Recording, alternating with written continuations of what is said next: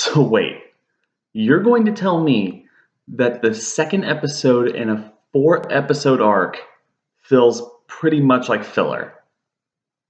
Really?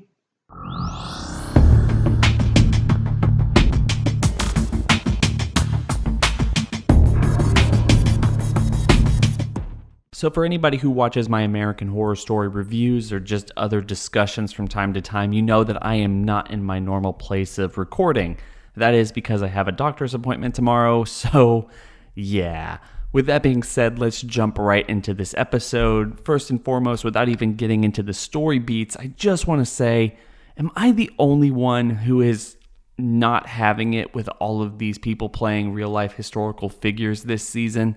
I felt like Neil McDowell was acceptable with President Eisenhower. He looks enough like him where I understand where they're coming from. I can kind of immerse myself and not really get too caught up in it. But this season in particular, and it's not like American Horror Story has never done this before. They have historical figures every now and then. Just generally, the people that they're trying to portray and the actors that they choose to portray them both aren't as historically relevant to history as the ones that they're using this season, as well as the actors themselves are at least made up to look a lot more like them than they have it in this season. That is to say that the person they have playing Kennedy looks and sounds nothing like President Kennedy. The actress for Marilyn Monroe is, I guess, you know what, I don't even really care that much for her, even though it looks like she's showing up next week. Then the person they have playing Vice President Nixon sounds enough like Nixon. When they're in wide shots, it's totally fine, perfectly reasonable. But when you get really super close up on his face,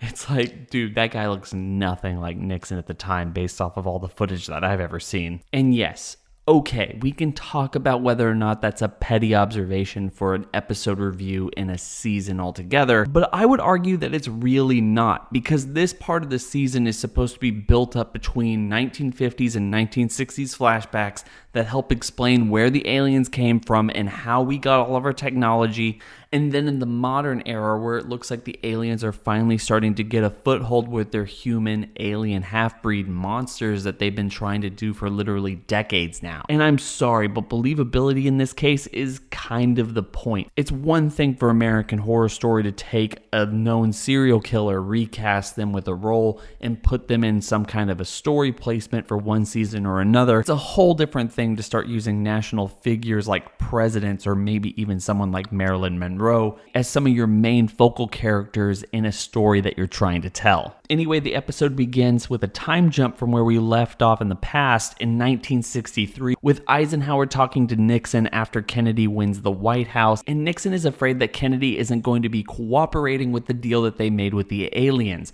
We learn later on in the episode that the deal they made is that we get their technology, they don't annihilate us, they don't go over to Russia or any of our other allies or enemies and give them their technology, and they abduct 5,000 people a year from America in order to experiment on them and try to make hybrid babies that we've been hearing about throughout all the trailers. Anyway, from that discussion, Eisenhower and Nixon go to see Kennedy and give him the information about the aliens, and Kennedy has just a real human response to it. He doesn't know exactly what to do, and he ends up later in bed with Marilyn Monroe because that's kind of a thing that everyone knows about with US history, and Marilyn Monroe tells him about the time that she was abducted by aliens, so all of this is just not really news to her. Ultimately, Kennedy decides to tell the American people about Eisenhower's deal, and that's what's heavily implied to lead to the very unfortunate events that happened in Dallas, Texas, all the way back in the 1960s.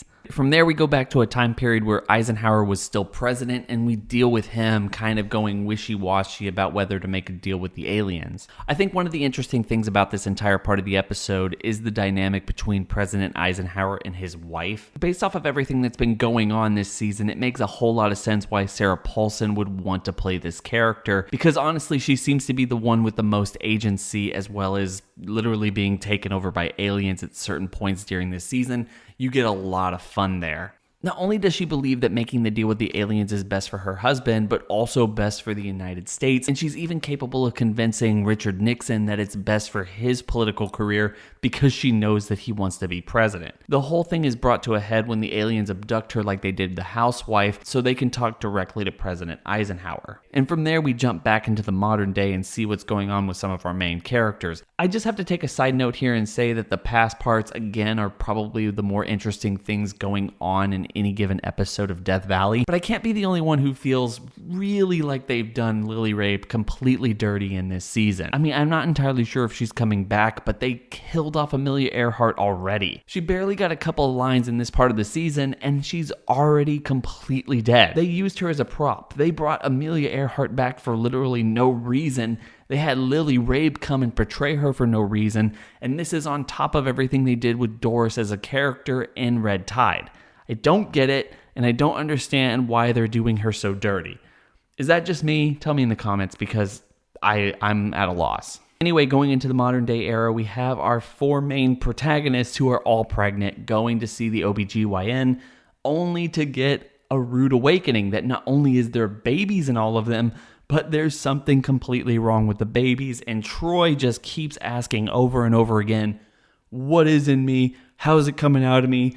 All this other stuff. And that wouldn't be a problem if they didn't get to the resolution that they ultimately got to with this episode. You see, it's one thing to have them break down of the time jumps and all the things happening in the past that's way more interesting than the modern day, just to go to an OBGYN's office and literally lay on the bed and watch people have reactions to a screen that we're not seeing until it's far too late and it's been too much of an anticipation at that point to be anyway satisfying. It's another thing entirely to have the Men in Black come out of nowhere, take everybody out, and then for all of them to wake up on an alien ship, still pregnant and trying to figure out everything that's going on, meeting Leslie Grossman, who's been there since the 70s, not aging because apparently whoever she gives birth to, it just kind of works out and they're keeping her alive just to be kind of a baby farm, which interesting concept, but not enough time to focus on it here, so they're not going to do it, at least in this episode and maybe in next episode given the preview. All the while continuously having Troy ask anybody who will listen to him,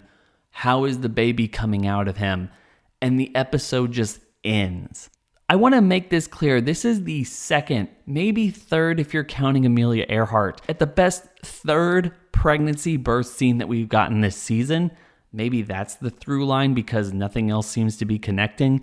But the third one, and it's the least interesting. But just conceptually, it's the most interesting, and it should be either followed up with something really ridiculous, gore-filled, and fun to watch, or the implications themselves should be so horrifying that we don't want to watch. And we've gotten neither. We just got a really weird cut to black, and a cool face reveal from Angelica Ross's character this part of the season that's something worth talking about, especially with Asylum. Any implication that this is connected to the aliens there based off everything that we saw? Maybe, but yeah, I feel like this isn't connected to those aliens at all, which is kind of disappointing. Anyway, I don't really know where I'm going with this review. I'm sure I missed a couple of things just because I'm out of it right now, but look, from everything that I saw, and everything from last week, everything that we saw in the preview, I will again reiterate that the 1950s segment of this season is far more interesting than anything happening in the present day. But I think the biggest problem with this season that's starting to emerge and show itself over the course of this episode and the last is we just don't have enough time with these characters, this situation, and this story that they're trying to tell.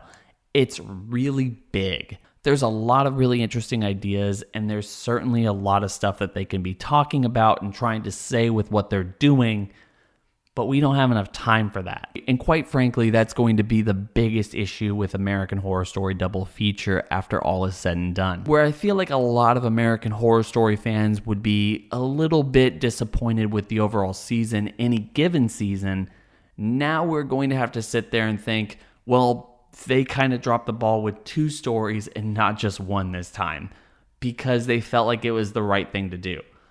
I don't know what's going through their heads. I really hope they pick it up. And I'm just really intrigued and confused by the fact that this episode, despite only having 4 episodes to tell your story, feels like filler. Again, that's confusing to me. Hope everyone's having a fantastic day. It's been real.